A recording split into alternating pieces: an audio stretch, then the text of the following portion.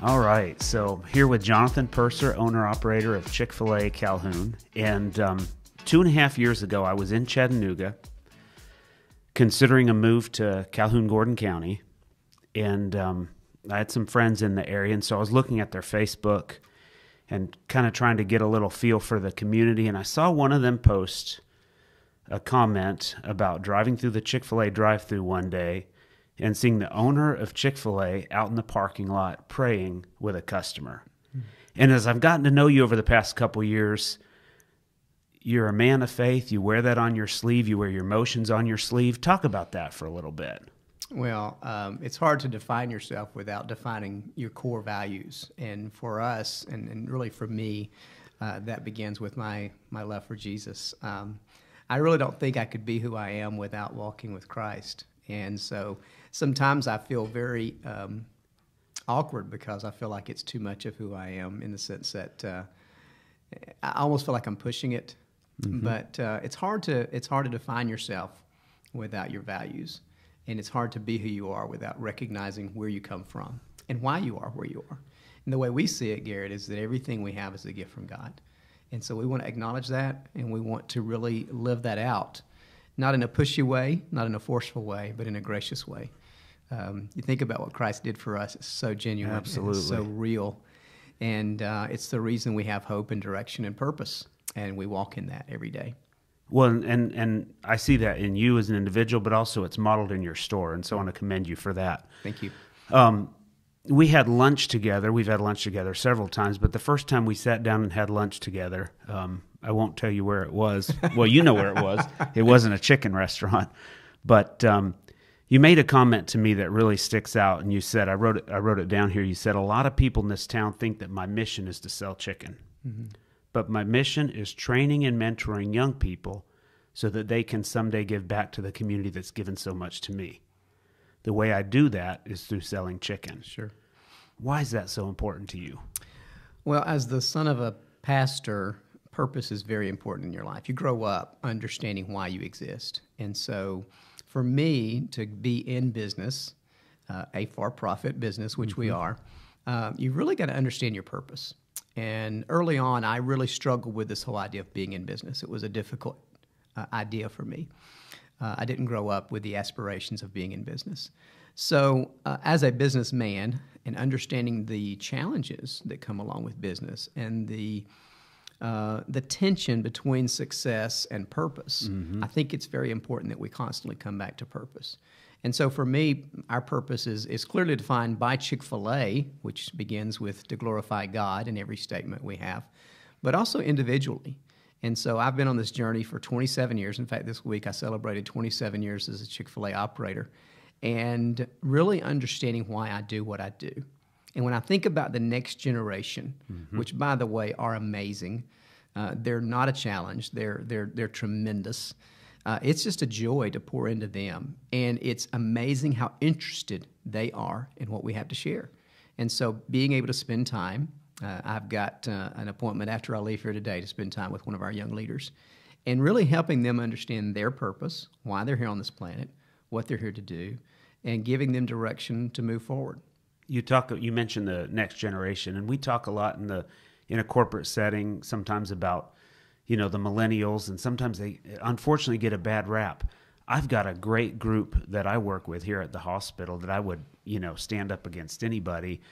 What I've noticed is that they are so committed to purpose. If you can help them find that purpose, they're more committed than my generation is a lot of times. And speak to that a little bit. The millennials are the most exciting generation that I've ever worked with. And having been in business for almost 3 decades, I've had an opportunity to work with some different groups.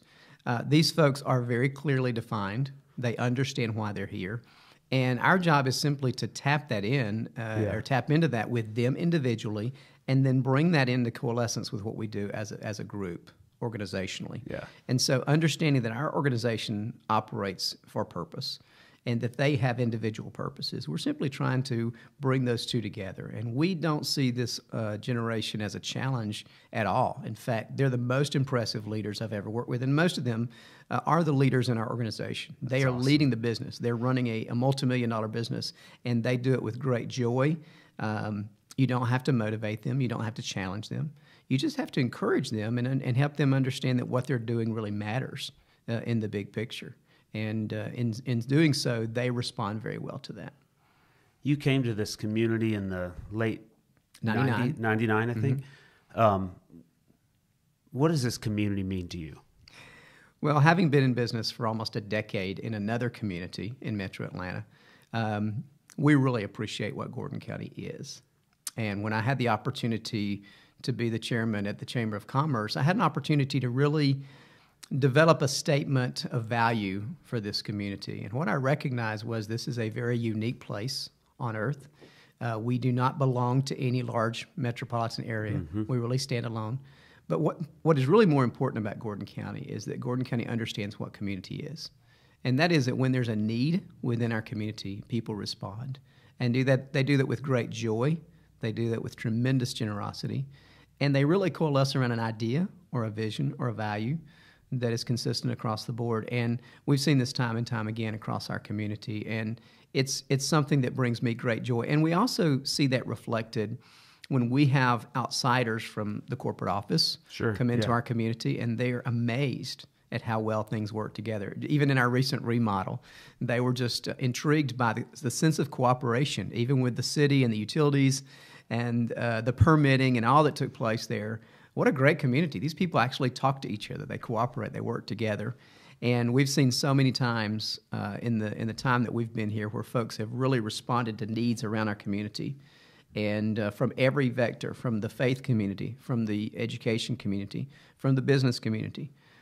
It's easy to be in business in Gordon County because Gordon County really understands what a community is all about. Oh, that's wonderful to hear. It really is. So you mentioned community. You're on the Gordon Hospital Foundation Board. You're a leader at your church. You're involved in international mission trips. You just got back from one a few days ago. You're very involved at Berry College. Why is it so important to you personally to give back? You know, one of our hallmark beliefs in Chick-fil-A is stewardship. And stewardship means you understand what you've been given and you understand your responsibility to share. Truett modeled that out in everything that he did. Absolutely. Truett was a giver who couldn't give enough. I never will forget one time when he was in our store for a local chamber event here in the community, and he said, "Jonathan, where can we find some kids to do something for?" So this was genuinely who Truett was. And so we try to replicate that. I am not a naturally generous person. I tend to kind of hold on to things. I come from a generation of parents who grew up during the Depression and lived without. But being married to Crystal, it's really helped me to be more giving.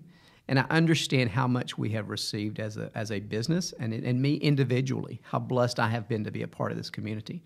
And so giving back is just a hallmark of everything we do. And we encourage that not just in myself, but in all of our leaders.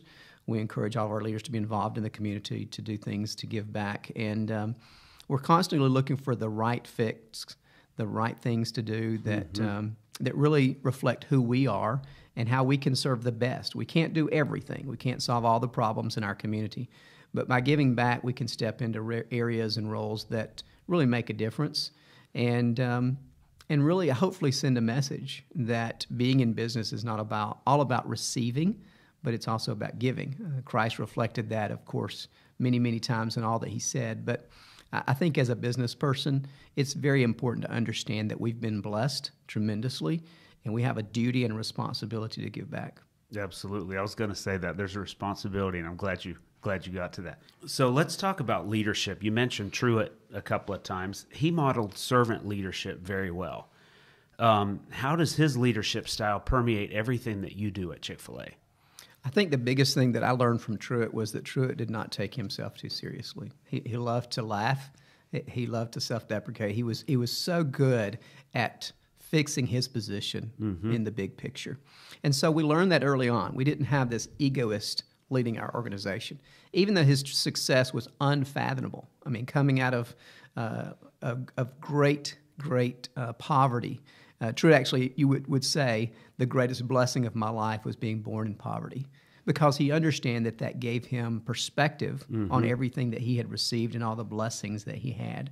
So Truett really set the tone for us as far as being a servant leader. And being a servant leader means that you're driven by this compelling idea that others are more important than yourself.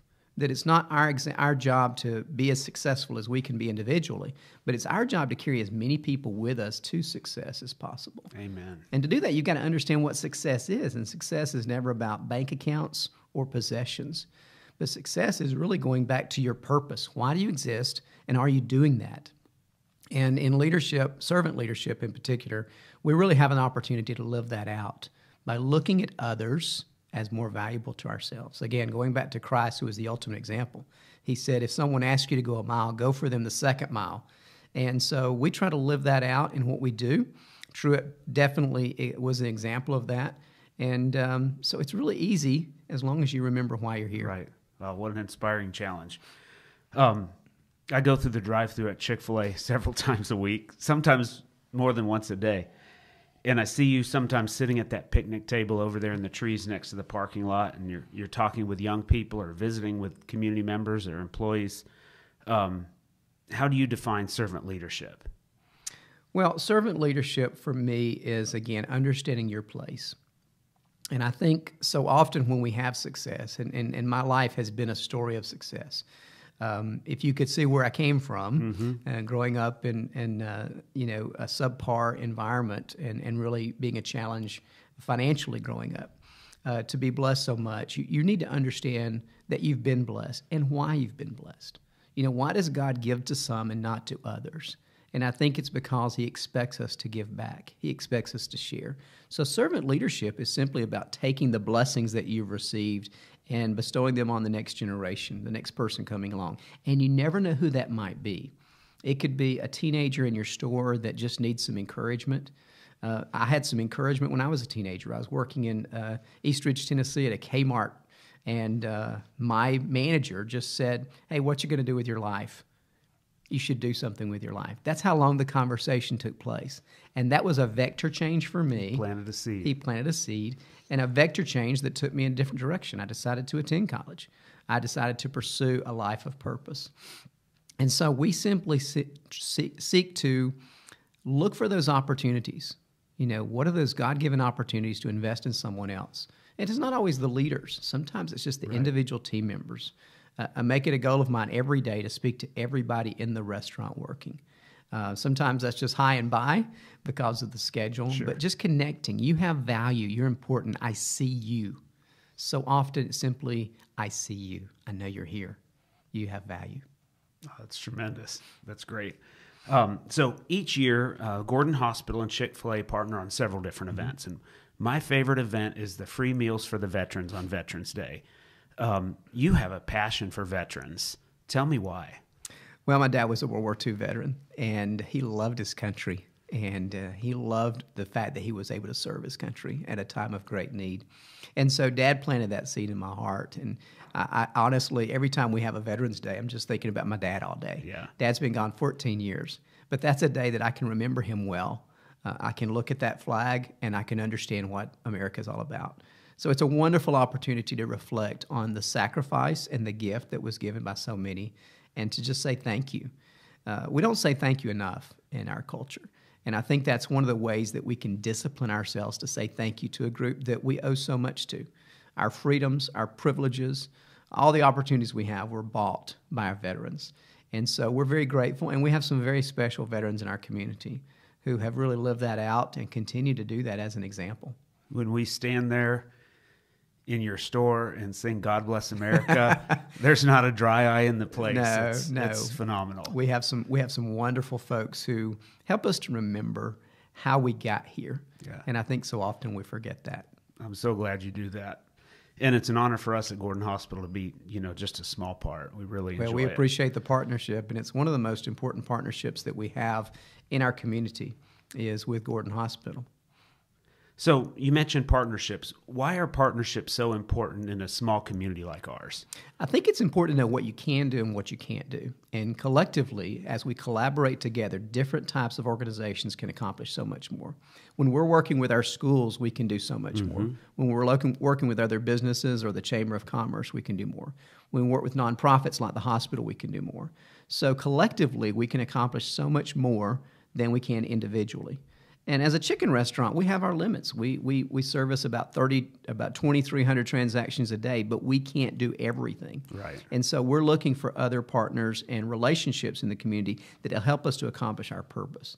If we're going to glorify God, we've got to have a cooperative effort in doing that. That's not an individual task. So partnerships help us to expand our influence in the community. That's great. You've been a part of the Calhoun community since 1999, you said. Crystal grew up here, am I right? When you think of Gordon Hospital as our community hospital, where we came from and where we are now, as a foundation board member, what do you think this hospital means to the community? Well, Truett had a thing that he said about restaurants. He said, we're meeting a basic human need. And that was always a reminder of us that while we were there, we weren't just there to sell chicken, but we were there to help people meet a basic human need. I think the hospital does the same thing. And having watched the hospital grow over the last 18 years, it's been really inspirational to see the vision of the hospital to continue to enlarge its scope in servicing the needs of our community, to see the physical growth of the hospital, but really just to experience the hospital personally, to be here when babies are born, to be here when surgeries take place, to be here with family and friends at good times and at difficult times, and to feel the compassion and the warmth. We were here just a few months ago, and I think we were prayed for a half a dozen times in just a few hours that we were here. That's great. It was wonderful to feel that there was a common purpose and goal in our experience here. And we were so encouraged by the community spirit, the neighborly spirit. I think if we used to talk about Gordon County being like Mayberry, and I think the hospital really is a neighborly hospital.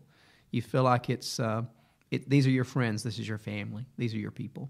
I didn't know what I was getting into when I signed up to come work here, and it didn't take long for me to realize that this whole community is just, it's neighbors taking care of neighbors. It really is. And, you're going to reach out, you're going to care for your neighbor just like you would a family member, and that's really a special thing in a hospital like this. It really is. You have a family, a beautiful wife, Crystal. You have 3 children and some sons and daughters-in-laws and a grandson, lots of employees. When you look back, or when you look to the future, rather, and think about what you want your legacy to be. Well, I'm unfortunately, or fortunately, in that stage of life where you think a lot about legacy. And you think about, is my life what I thought it would be? And in my case, it's so much more. And with the blessings that come with success and with life as it has been, you recognize the tremendous responsibility. When I speak, people hear what I say. When I take actions, people follow those actions. And it really is sobering to understand that you have influence and that people are watching you. I was with a young man in the restaurant recently, and we did a little project together, and he reacted and said, everybody in this community knows you. And that was kind of sobering. And he said, and I've never heard a bad thing said about you. And that was very heartening for me. I was grateful. I can say many bad things about me because I've done many bad things. But, you understand the responsibility you have. With 3 adult children, 1 grandson, and a grandson on the way, I'm very aware that everything I say and everything I do is reflected on. And I want to make sure that I'm doing those things that honor the legacy that I want to live, and I'm saying those things that honor the legacy that I want to live. And more important than my name, or even Truett Cathy's name, is the name of Christ, which I am an image bearer of.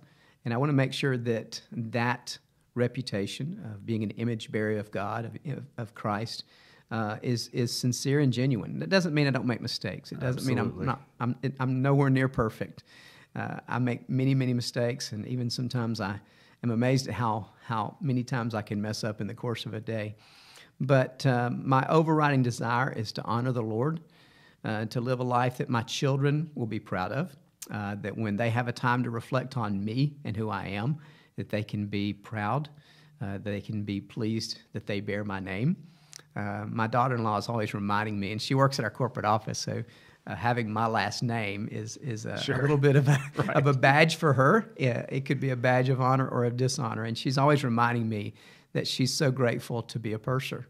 And that says a lot to me about the life that Crystal and I have tried to live and the reputation we have. And we want to continue that. I don't want to make a mistake. I don't want to be one of those stories in the newspaper of someone who's fallen and someone who's erred. And I want to live my life in a way that is honoring. And if that means maybe I have less or can accomplish less, that's okay. But everything I do reflects who I am. And you're reminded of that as you get older. That's such a refreshing perspective. The last thing, and you know this had to come up, I opened the newspaper the other day, and oh, wow. That's a scary guy. Fewer resolutions, more resolve. A lot of times fast food gets a bad connotation, and you're quite the you're very committed to your personal health, wellness, fitness. Tell me about that journey. Well, again, I reflect back to my dad, who to me died way too young because of heart disease. My family has a history of not only heart issues, but diabetes. And so it's very important to me to take good care of my body. It's a temple of Christ. The Holy Spirit indwells us as believers, and so we understand a stewardship responsibility there. But B, I don't know how many years I have, and I want to enjoy those years. Yeah. I want to be able to do the things that I choose to do, whether it's travel or play with my grandchildren or enjoy my wife. We recently went on a trip with our entire family, and we were able to do active things as an entire family because we've all taken care of ourselves. And so I think it's an opportunity to plant seeds into the future, forecast into the future the life you want to live. I've seen many people who can't do what they would like to do into their 60s and 70s and 80s. We don't know how many years that God has promised us, but as we take care of this body, whether it's good rest or eating well or exercise, we have the opportunity to really forecast who we want to be. Dan Cathy, our founder's son, who is our CEO now, really exemplifies that. Dan is a runner and encourages us to stay fit. He talks about being fit to lead. And I think as leaders, again, people watch everything we do. And so I'm known for a couple of things. I'm known for running, which I just started 6 years ago, but I enjoy very much. I consider it more of a jog than a run, what I do. But I'm known for going overseas to serve others. And those are the two things that as legacy I would love to be continued known for. Sacrificing time and opportunity to go and serve someone who has less. And then taking care of yourself, which again is a sacrifice. Sure. It's not fun getting up an hour early to either get on the treadmill or get out on the street and run. But it's a price you pay so that you can enjoy life more. Dan Cathy likes to say that we plant trees under whose shade others will rest. And I think exercise is a part of that. It's kind of forecasting into the future who we want to be and what we want to be known for. And I'd rather be known for that than some other things that could be chosen. Yeah. Well, I want to thank you for coming today, and I've told you before, but I appreciate you so much as a friend, as a leader in this community, and everything that you and Crystal stand for. I applaud you for it. So thanks again. Well, thanks, Garrett. We've been extremely blessed. We are blessed to live in this community. We're blessed to serve under the banner of Chick-fil-A. We're mostly blessed to be children of God, and so much of our life and perspective revolves around that. And I'm greatly blessed to be married to Crystal. I don't think I would be sitting here today. 31 years ago, God blessed me with the greatest blessing of my life, and she is my life partner. And I'm so grateful to be able to walk this journey with her. And I think every day I just kind of pinch myself when I wake up next to her. And life is good. It really is. That's awesome. Thanks again. My pleasure.